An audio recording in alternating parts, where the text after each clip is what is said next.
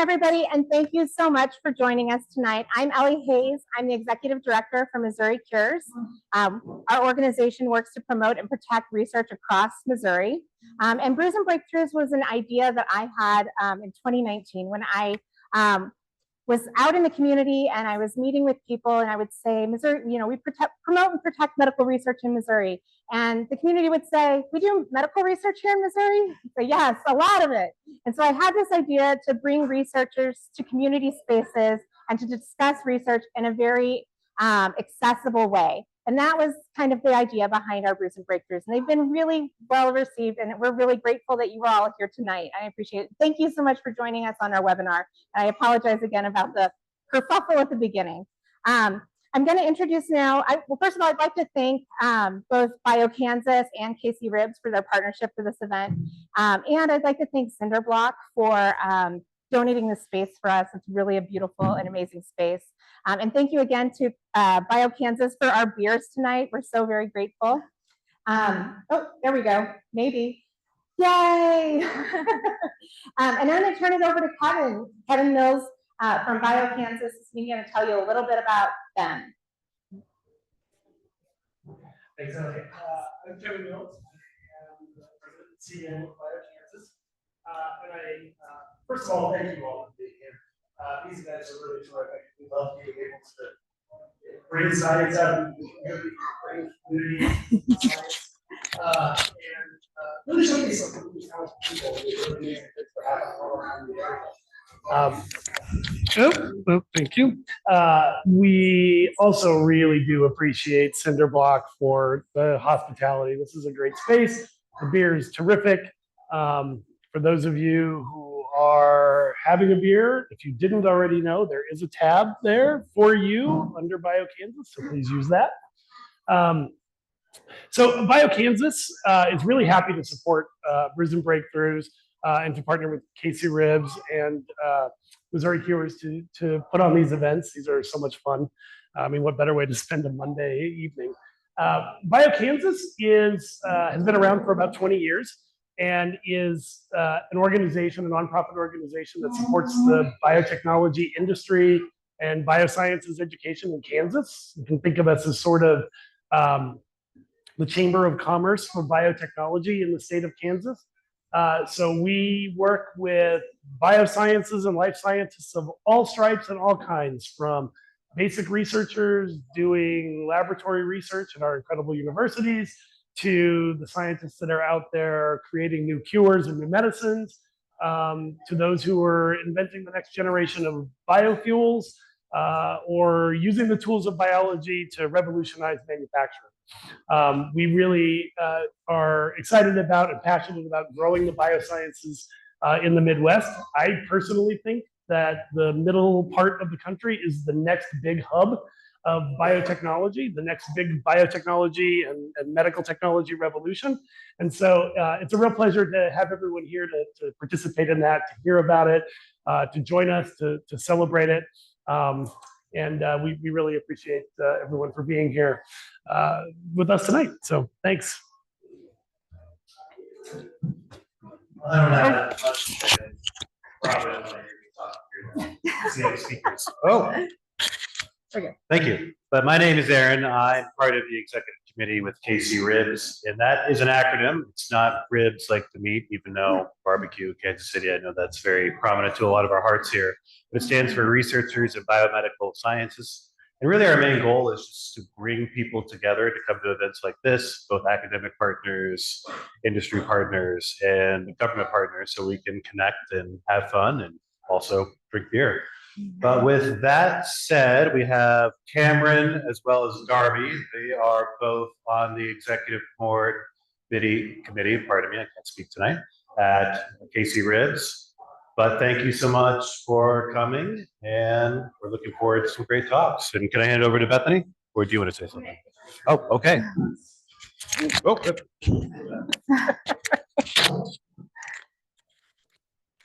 Thank you all again. Tonight we're going to be hearing from some really incredible researchers. First up, we have Dr. Bethany Forseth. She's a researcher assistant professor in the Department of Physical Therapy, Rehabilitation Science, and athletic training at University of Kansas Medical Center. Her current research focuses on promoting health behaviors to support better health in families. Her current funding supports the development of an adaptive intervention to support healthy weight in children and research. That will be discussed today on interventions to reduce stress and improve the health of caregivers.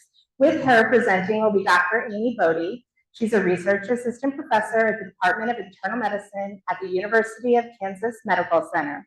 Her current research focuses on interventions which promote the health and well-being of caregivers of individuals with intellectual disabilities in community settings. Her current NIH funding supports the development of programs which reduce the burdens of aging caregivers as they support their loved ones with Down syndrome who are at high risk of early onset Alzheimer's disease. So Dr. Amy Bodde. Oh, I'm sorry, Dr. Bethany Forseth.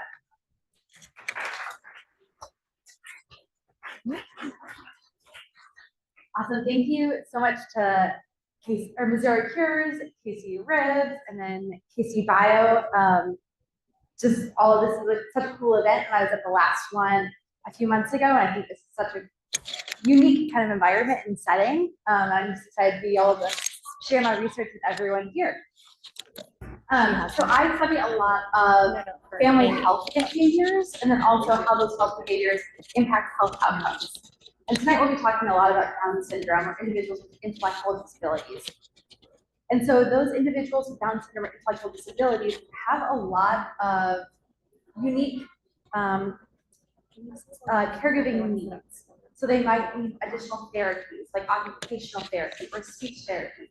They have additional unique medical complications, which involves a whole different medical system and processes, but also like their care is very important.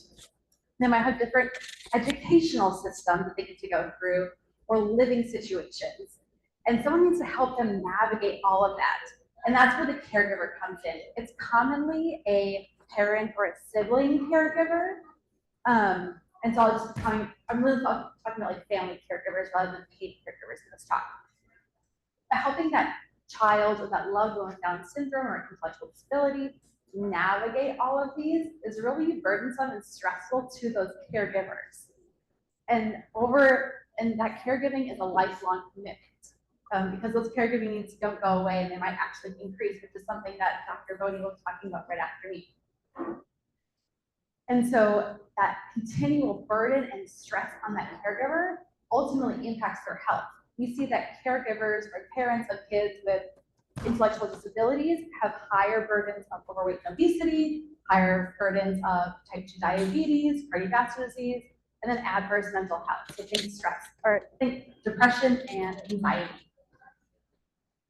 And with those higher risks of those things, they also don't prioritize their health as much. They're more interested in supporting their loved one with the care that they need and the support that their loved one needs, rather than caring for their own health.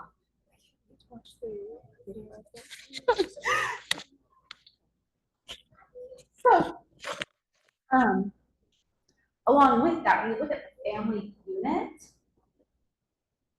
when you think about parents and caregivers, their health and their health behaviors are indicative of their child's health behaviors and their health.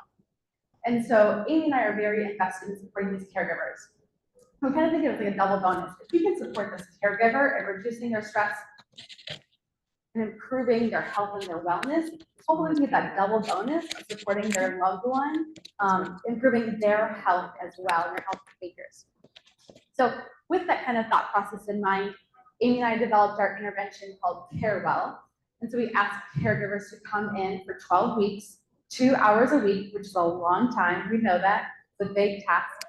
And we give them 1 hour of yoga and 1 hour of a social support group. So that hour of yoga, we're really teaching those caregivers about mindfulness and about breathing techniques and how to reduce their stress in that moment and giving them those stress relaxation supports. And then the caregiving group, we provide a topic each week, really focus on initially was focused on transition age. So think individuals 18 to 25 years who are leaving education, maybe looking for jobs or moving to change up their living situation or just getting different support than they previously got in the educational system. And so we would give them tangible connections to community resources. So think things like housing or transportation, or how to have like conversations as a family over next steps.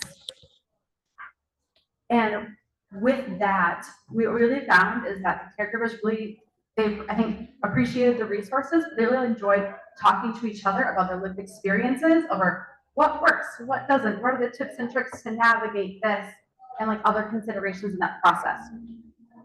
So when we first developed this intervention, Amy and I led this, led 20 people through it, and it was a feasibility acceptability study. So we just wanted to know, do caregivers actually want to sign up for this? Will they come for 2 hours a week for 12 weeks? It's a huge, huge commitment for some people. For a lot of people, really. And then, do they like it once they come? And then, are we actually seeing changes in their stress and their health outcomes? So people did sign up. We got almost every cohort filled up that we ran very, very quickly, which was great for us. The caregivers loved it. They loved the yoga part. They loved the support group part. A few of our different groups, and I say groups, I mean the cohort. So we had smaller groups of usually around 8 people. They shared phone numbers, they shared contact, and they said they were going to stay together even after our program ended. And then we also started collecting data on their stress levels and their caregiving burden, and social support before and after our program. And all of those had beneficial changes. So their stress reduced. We measured that in perceived self-reported stress. We also measured that objectively through their salivary cortisol. We can get into that if you're very, very interested, but that's probably not what this is. So it was great. People liked it. We are seeing positive impacts, but Amy and I are 2 people, and we can't run this intervention for forever on our own and impact as many people as we really want to impact, because this isn't just a local problem. This is a nationwide and really probably worldwide issue. And so we started moving into the implementation science realm of research. And that thought process is, okay, we have this intervention. How can we get it to as many people as possible? And so we've partnered with a local organization, Down Syndrome Innovation, for DSI, and we essentially gave them our program. We said, here's our manuals that we did for the trainings. Here is our yoga routines for people. Can you run this? And so they are currently running it right now in another round of pilots. Thanks so much. In another round of a pilot intervention. And so with this type of implementation science research, we are still collecting data on the participants pre and post, on the caregivers, saying, is your stress still reducing if this local partner delivers this program to you? Are you still getting social support and things like that? But we're also then asking the organization, the staff that's delivering this, what changes are you making? What is actually helpful for you? What's the feedback that you're getting? You might be a little bit more involved with families and things like that. So that is Carewell intervention. Stay tuned. I think we're on week 9 right now. Yep, going on right now. They're just finishing up their yoga session tonight. And week 12 weeks. And in case you're a caregiver in the audience, DSI will also be hosting a second cohort of this intervention starting in August. So get in touch with them and be on the lookout for that. So I'm gonna pass it over to Amy. Someone else? Amy?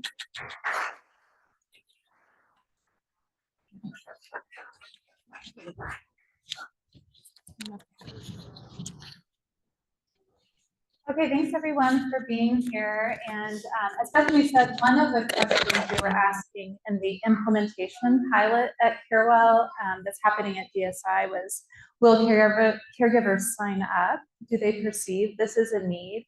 And something she didn't mention is that when DSI first advertised the caregiver support group, in no time flat, they had 18 caregivers express interest, which is quite a few considering the burden it is to be away from your family when you're a caregiver. So we were really pleased and feel like, okay, this is a need in the community that maybe we can help meet through a program that can be supported by research outcomes.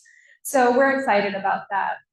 Dr. Forseth mentioned transition age is a very stressful time for caregivers. And sometimes they call it the service cliff, where you've had mandated public service or public school-based supports through age 21 if you have an intellectual disability.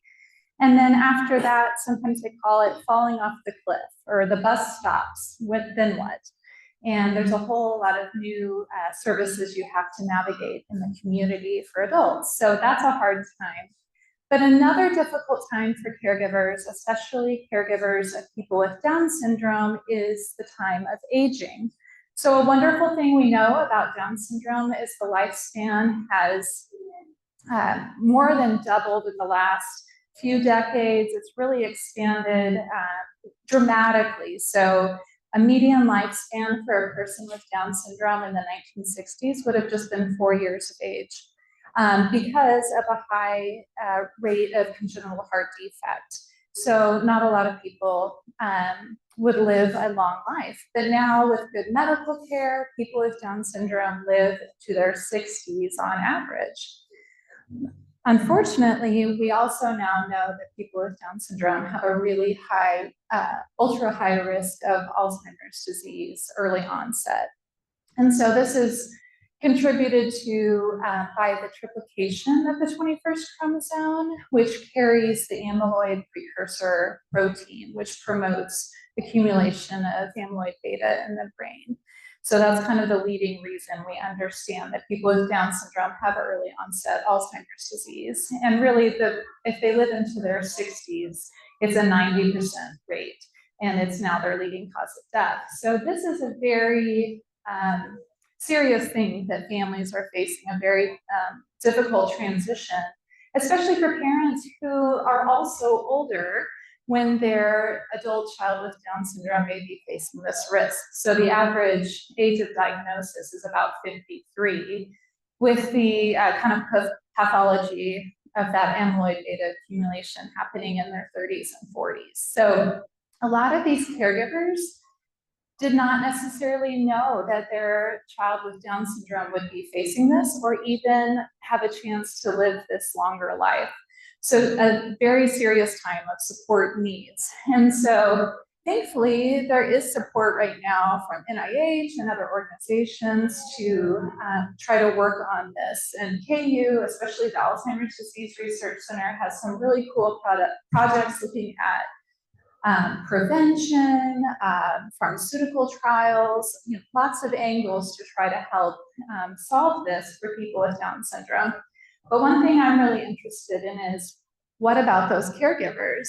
How can we extend this line of caregiver research to the caregivers who are facing this with their adult child with Down syndrome? So one thing that we thought to do was, let's see, there are a bunch of dementia caregiving interventions for the general population, right? These have kind of a long history. Some are really evidence-based for supporting both the person with dementia and the caregiver to, say, reduce their stress, to meet unmet needs, to help equip them to handle the neuropsychiatric symptoms that come with dementia. So my current kind of biggest project right now is taking a dementia caregiving intervention. It's called RDAD, which stands for Reducing Disability in Alzheimer's Disease, which includes an element for the person aging with Down syndrome to help promote their functional fitness. So some exercise programs to help them hopefully maintain their strength and be able to perform activities of daily living as long as they can. And then also a caregiver portion of this intervention, where the caregivers get training in how do you manage the symptoms of dementia.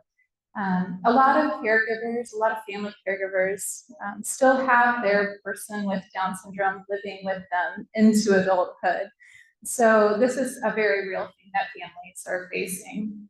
So we are taking this intervention and modifying it for the unique needs of families of people with Down syndrome. And one of the best ways, I think, to do that is to really work with those families themselves, to really understand, what is it like? What are your questions? What do you need to know? So the first phase of this project was to convene a series of focus groups with families and adults who are aging with Down syndrome, and some disability service professionals from the community to say, what's going on? How can we take this evidence-based intervention and make it suit your families and your needs? And so we just have a rich amount of information from those focus groups to help us to modify this intervention. So instead of yoga and social support, some modifications we are making are to increase the social support of this RDAT intervention. It used to be just one-on-one. A social worker comes to your home and trains you in how to work with dementia symptoms. But I think there's a lot of power in the social support piece for these families who may be facing a pretty lonely caregiving journey. So we're adding elements of that in where people can meet together. We're turning it from an in-person to remote delivered interventions so that people can meet over Zoom and they will not have to face transportation or timing or having to leave their home. So we're trying to make it as convenient as possible for them. And similarly, we're doing that with the adults with Down syndrome who are going to receive exercise classes that are tailored to their needs, again, delivered in the home. One thing they asked for was a person with Down syndrome featured in the exercise sessions, which we're producing over Zoom. And so we have hired a person with Down syndrome in our department, a colleague who is a research technician who will be featured in all the videos as kind of the modifier doing the exercises. So a lot of elements we really are building into this next version of the intervention. We're going to test it out with a small group of people and then pilot it with a large group next year. And hopefully we will see some positive outcomes from that. But I think it's kind of an exciting opportunity to fill an unmet need in this community that is kind of near to my heart. So I think that's all I have.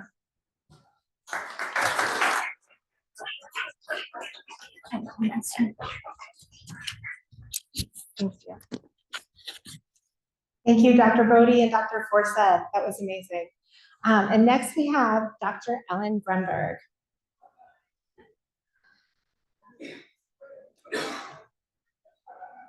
One second.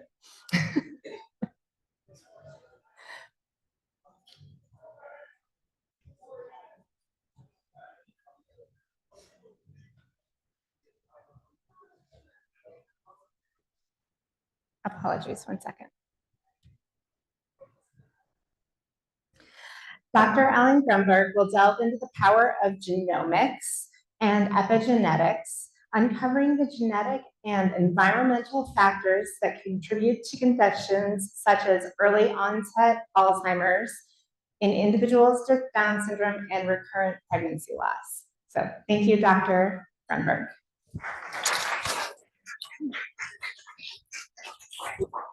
I'll do a small correction. I'm not talking about Down syndrome or Alzheimer. We just heard about that. But I'm going to talk about genetics. I am a genetics researcher. And the longer I speak, the more of you are going to think, what is that accent? So it happens to everyone listening to me. I'm not from here. And I'm going to give you a little background on why I ended up here and why I think this is starting to be really a center for genetics research. When we talk about genetics, most of the time we refer to what is the changes in our DNA that causes illness. And we distinguish those illnesses from common from rare. Common chronic illness is those typical adulthood onset, obesity, type 2 diabetes, and in childhood asthma. And when we talk about common diseases and genetics that are related to common diseases, it's very challenging since genetics is not the only thing. If you have a relative with type 2 diabetes, your mom, your dad, you know that doesn't mean that you will develop type 2 diabetes yourself, since the environment plays a very important role. And we have a close interaction between our genes, changes in our genes, and the environment we're exposed to. And that's why the genetics is very challenging, is to find what is the exact contribution of genetics and environment. And that's why we can't go to the doctor's office and get a test whether I will develop type 2 diabetes. So we can talk about the risks in our genes, changes in our genes, but where the environment that changes combined make the risk increase or decrease for common disease. So in terms of genetics, finding those causes for common diseases are challenging. The difference between common diseases with rare diseases, when we refer to a genetic rare disease, we refer to, in most cases, just a single change in our DNA that will be leading to a disease. And since we're calling it rare, it means that it happened in very few individuals with that specific change. So I started my career focusing on the challenging part of finding what causes common disease, with a large focus of type 2 diabetes and obesity. I was in very large academic centers in large cities in North America, which was very exciting. We made huge progress in understanding what are genetic risk factors for this disease. But working in very large academic institutions is also challenging, since it's large and powerful, but it's also inefficient. You're a large number of investigators aiming for the same patient samples, working directly with specific patient populations is hard, takes longer time. So when we were asked to initiate genomics research in Kansas City 7 years ago, it was, first of all, I had no idea what Kansas City was. I didn't know where in the country it was. I was not living in this country, but I was excited.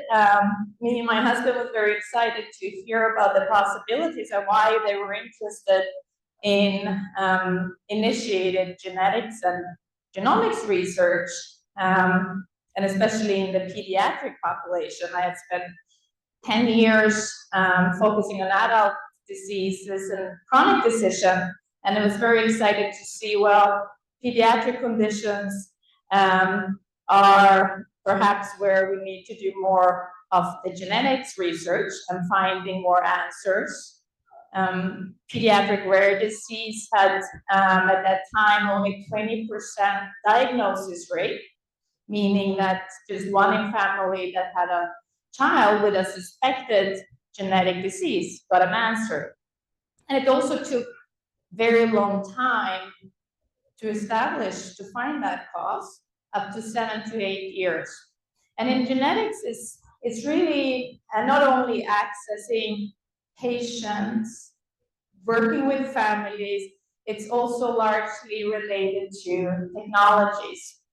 For the past 20, 30 years, the technologies related to DNA sequencing, genetic research has really been tremendously successful. We can not only sequence a full genome in less than a day, we can do it for less than $100, which was tens of thousands of dollars just 15 years ago. So that really allowed us to think about what is the technology we can use to most efficiently identify genetic changes. So when that opportunity was proposed, is that there's an interest to expand on genetics research at Children's Mercy, and seeing how a relatively small research infrastructure could really help us to initiate programs more efficiently. Clinicians were extremely excited to see how can we work with families and the community to really, together with the cutting-edge technologies that's required, try to compete with large centers in terms of genetic research. So we initiated 7 years ago, thanks to amazing support from this community, from families and supporters of Children's Mercy, to initiate a program that we call Genomic Answers for Kids, to really to try to address two things: to improve the diagnosis rate for families that have a child with a suspected genetic disease, and also to make sure that the time to diagnosis is reduced. And while most families, I would say, that experience a child with a genetic disease is aware that there may not be a treatment or a cure, finding an answer is really important. So it's that relationship that we were able to establish here, and working with the family and seeing how can we think about and use what we think is the best technology today to make sure that families get an answer and can get closure. And again, working with them and explaining that this resource that we create in understanding more diseases can also help kids in the future to ultimately find new treatments and therapies. So that was initiated 7 years ago, and as of today, we have 14,000 individuals that are fully sequenced, over 6,000 complete families. These are families from our community, from the KC metro area, with some small satellite sites in Nebraska and Indiana, as well as in Houston. Mostly these are families from this. Since the program started, we had 2,000 new diagnoses being made. These were diagnoses and diseases that were not identified at that time. We have the largest across the world, a repository of a full, what we call a 5-base sequencing. And this is a new technology that allow us to read DNA differently. When we sequence DNA and understand genetic changes, every cell in our body has 3 billion different letters. And one of those letters could be used incorrectly, causing a disease. But finding that 1 out of 3 billion is obviously very hard.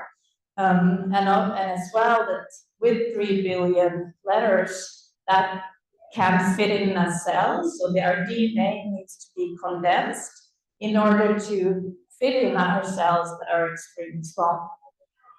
And in order to sequence these 3 billion, we can't just stretch it out. The technology is not allowing that. We need to cut that up into small pieces. And before the new technologies was introduced, that we have now the largest platform at Children's Mercy, we were just able to sequence 200 letters at a time. So let's imagine a huge puzzle that we take all the pieces, and then we have to sequence every piece, but then we have to find it back and build the puzzle. And that means that having very, very small puzzle, it's very easy to make mistakes and to introduce small changes. And if the change to start with is just 1 out of 3 billion, it's challenging then to find that. What the technologies that we and others have now access to is 100 times the size. So instead of 200 letters, we can sequence 20,000 letters, meaning that we can identify changes that were not possible before due to the technology. And this is what we call the 5-base sequencing. Another advantage with this technology that has allowed us to identify more diagnoses and find more disease-causing changes is that it also allows us to see what environment has impacted on the DNA. The environment can also change the DNA.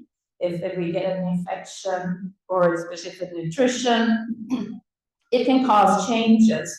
Those changes are not changing the letter, it modifies it, And prior technologies were not allowing us to, at the same time we're decoding the DNA, we're also seeing what are the environment impacts. So that's why we call it the 5 base. Original, we're talking about 4 letters. The 5 base is also allowing us to sort of turn on a light on the DNA and see what the environment changes, and that allow us to more efficiently also identify in changes that have occurred on the DNA. So one, as mentioned in the beginning, one sort of spin-off programs from the Genomic Answers for Kids is something we realized when working with families, that we see an enrichment among families that are enrolled and have a suspected genetic disease, is also that they are experiencing more frequent than others pregnancy losses. So we start to discuss and see what the unmet need in terms of also understanding pregnancy loss, which is relatively common, but only 50% of causes of pregnancy loss is known. There's a large number of couples that trying to conceive is having the reason for the pregnancy loss. So we were very interested to see with our new technology, can we also expand our research and focus on improving the diagnosis for couples that suffer from recurrent pregnancy loss. And with recurrent pregnancy loss, we're referring to couples that are otherwise healthy. We've excluded any sort of comorbidity, but they have at least 2 consecutive time experience of pregnancy loss.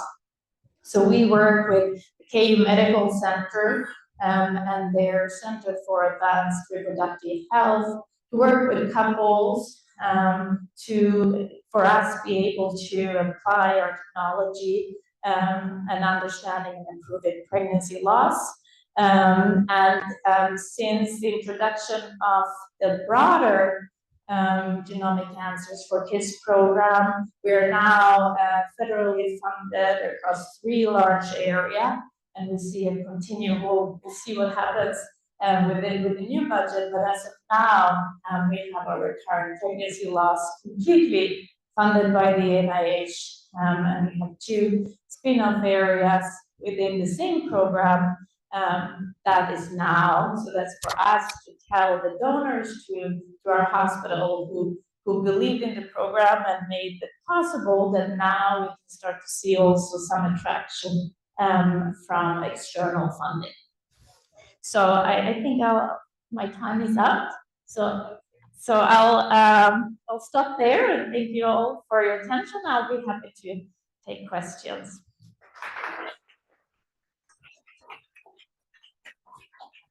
Thank you so much. And thank you to Dr. Bodde and Dr. Forseth. If you guys want to come back up, we're going to have questions. So I think it will help.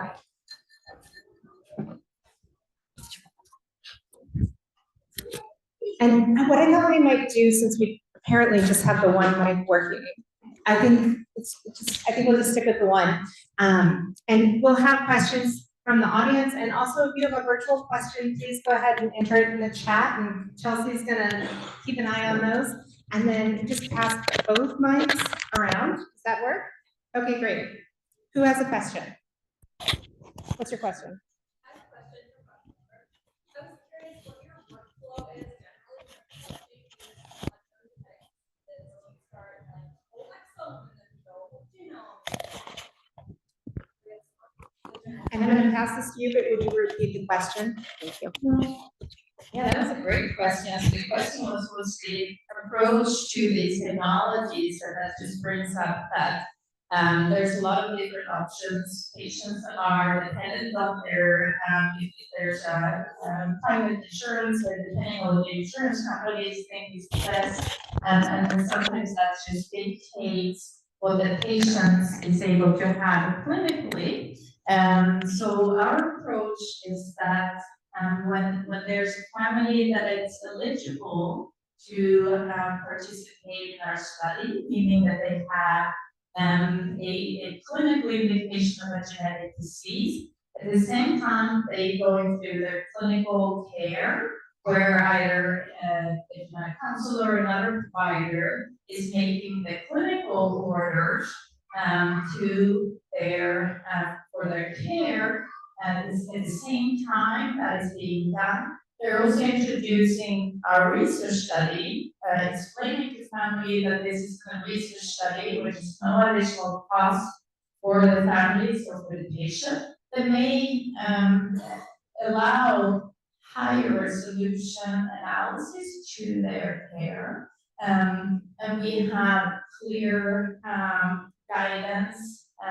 The clinical test usually comes with turnaround time that's fixed. It has to be within 7 or 14 days. We're very clear in indicating to families this is a research study, and we are not guaranteeing specific clinical return on results. But if we identify something that is of clinical importance for their disease, obviously that's being returned to the provider who discusses with the results. And it also can mean that some of our families that have enrolled will deny insurance, since the insurance company felt that this is not indicated enough.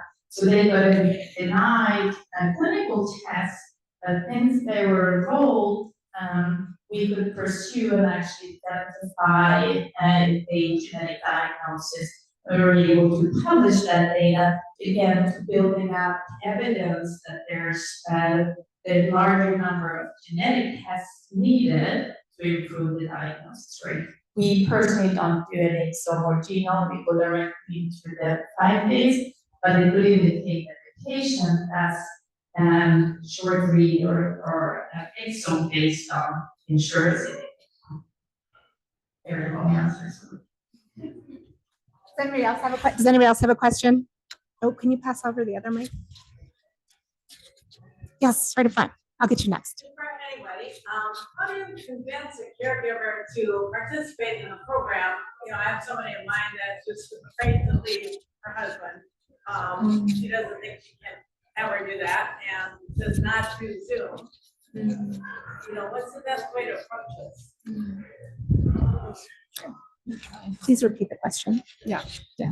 Yeah, so her question was, how do you convince a caregiver to take that time away when they feel like they can't leave the person who depends on them? And so that's where you, hopefully they do have some social support built in, where they have a secondary person who they can trust, who would stay with that person during that time.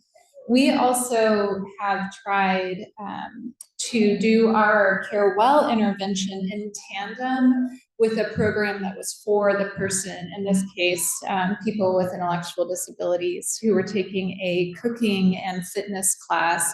So there was kind of a dependent care component built in, and we offered a tandem intervention for the caregivers. So we kind of built it onto an existing program. So I think that's a model that could be explored, say in a day service or an adult daycare program for the person with dementia. Maybe in the case that you're describing, could there be a caregiver program in tandem with that? But it's a very real barrier, I think, to attendance. I would say too, it's an obvious barrier, but in our iterations of CareWell so far, so we did have it in tandem where the loved one got to go through their own sort of program. We also had a group that didn't have that support, and it was just the caregivers coming, and the attendance was almost the same between the two groups. But I do think that there is a group that we are missing who aren't able to leave their loved one for whatever reason it is. They don't have the support, they don't trust enough people in that community, or the caregiving need is so strong. But we're working on ways to figure out how to move to an online forum, like Zoom potentially, and seeing if that would have a similar effect. But we'll see. You had a question? Yeah, I have a question for Dr. Grundberg. I'm very excited to hear the establishment of genomic database. And I understand how challenging it is to find one or two mutation among 3 million base pairs. So my question is, after you establish database and then find several hotspots of the mutation that they cause some symptom or refer the fragment loss, have you tried to make it like a testing kit? So not everyone needs to do a sequencing to see if they have this problem, and do not need to make a clean PowerPoint. Such a great question. Yeah, that's actually one of the goals, is that, you know, it's not only expensive to do the full 3 billion screen, it's extremely intense computationally. So finding one change out of 3 billion is extremely inefficient way of computational storage that we need. So the idea is to do what you said, is can we find those hotspots that works for a specific group of disease, and then we design what we call panels or targeted approaches for those only. Are there any other questions? Yes. So with the revolution, a lot of diseases are very heritable that have the work we've been doing are diseases becoming more heritable, is more very explained by genetics, or is there still, I guess my question is the heritability of study that value. So in heritability, I wouldn't say the heritability is changing in per se, but finding what is genetics has changed. So I think in terms of genetics, we really relied on twin studies. Early on, that's where we start to understand what's heritable. I worked with monozygotic and dizygotic twins when I was in training. And that's such an amazing and efficient way to study 2 identical twins versus dizygotic twins and see what is the proportion of this trait that's heritable. So that gave us a very good starting point. And we use, for instance, human height as the best example. And again, I tell my 3 boys that's obsessed with basketball is that's not going to happen, since human height is 90% heritable. So this is one trait that we know. But then in terms of height, for instance, although it's extremely heritable, it's hundreds and thousands of changes, and finding those exact changes that in combination we've increased the way of finding those by technology. Yes, Kendra. Obviously, you have the pilot going pretty well. In the dream world of everything's ideal, what would be your next steps? What do you see this reaching? That's a great question. So the question was, where in the dream world would like Carewell go next? And so we're hoping to test this out a little bit more and get more into implementation science, figuring out like how best to support organizations in taking this up. A lot of the organizations that we're targeting are focused on Down syndrome. And yes, supporting the caregiver of loved with Down syndrome is important, but it's not their main focus.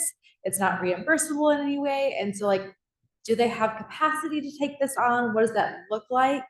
Do we need to start looking at peer-to-peer sort of oriented groups? We've had a lot of parents come up to us and say, we love this program. Like, how can I do this?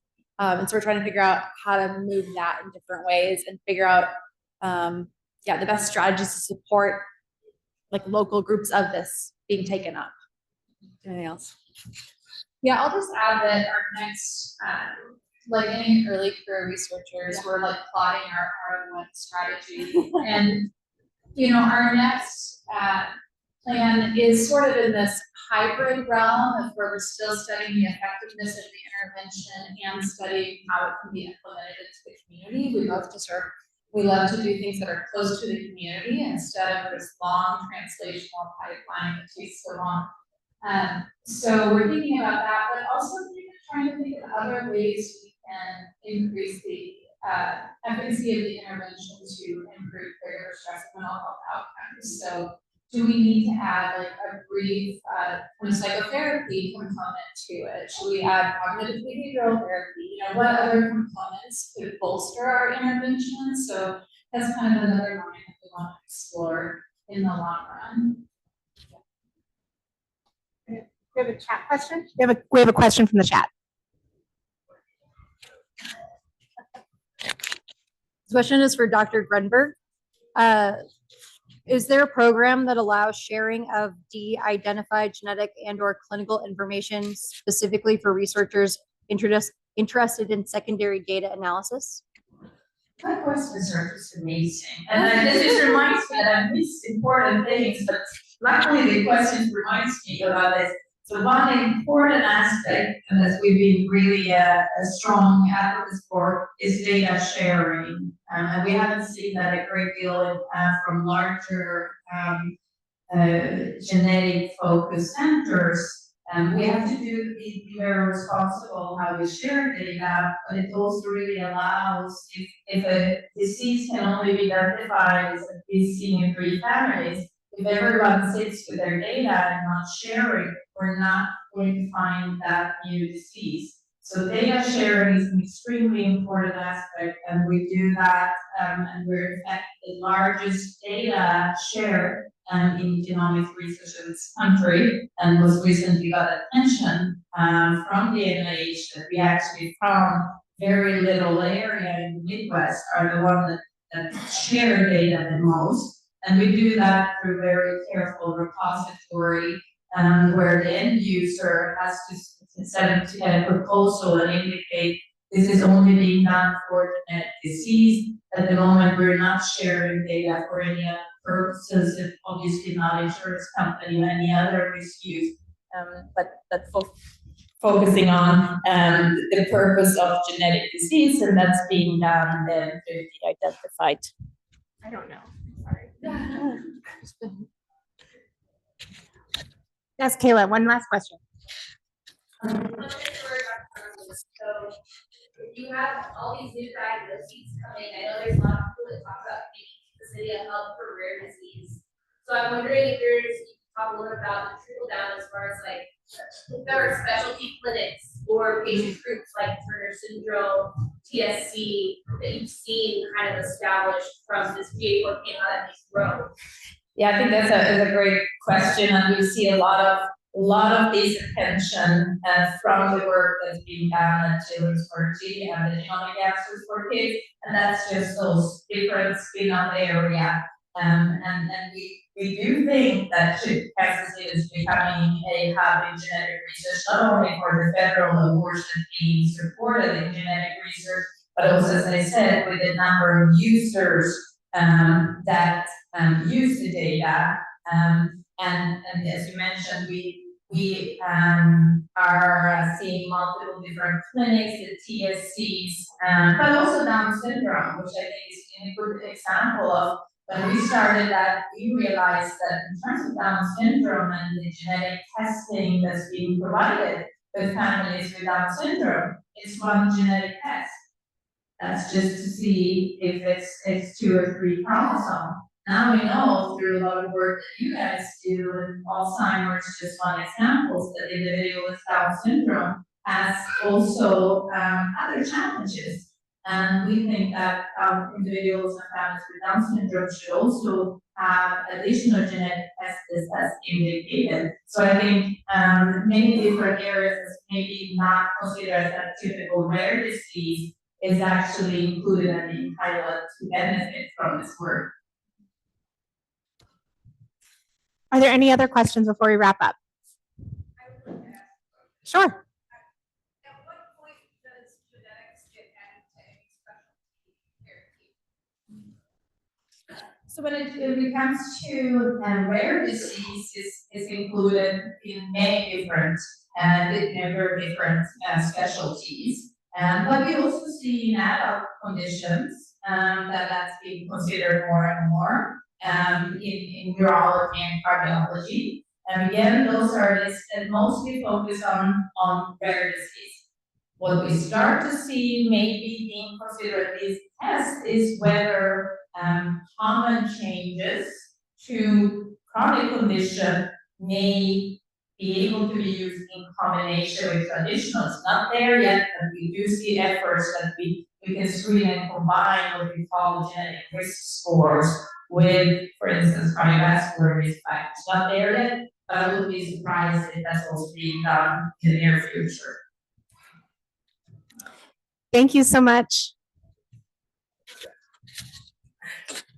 Thank you so much. You get this one. Well, let's give it up for our researchers and give them one more big round of applause for all their great answers. We really appreciate you all coming out tonight and for everybody tuning in, for your great questions, for your attention, and for joining us this evening. I'm going to stick around for a few minutes. If you have any questions about Missouri Cures, come see me. If you want to talk about Casey Ribs, you want to meet Erin, or BioKansas, you want to talk to Kevin or Kendra. And thank you, Kendra and Chelsea, for all of your help tonight. And I don't know if you guys are going to stick around, but maybe for a minute or two. Okay, great. Thank you guys so much.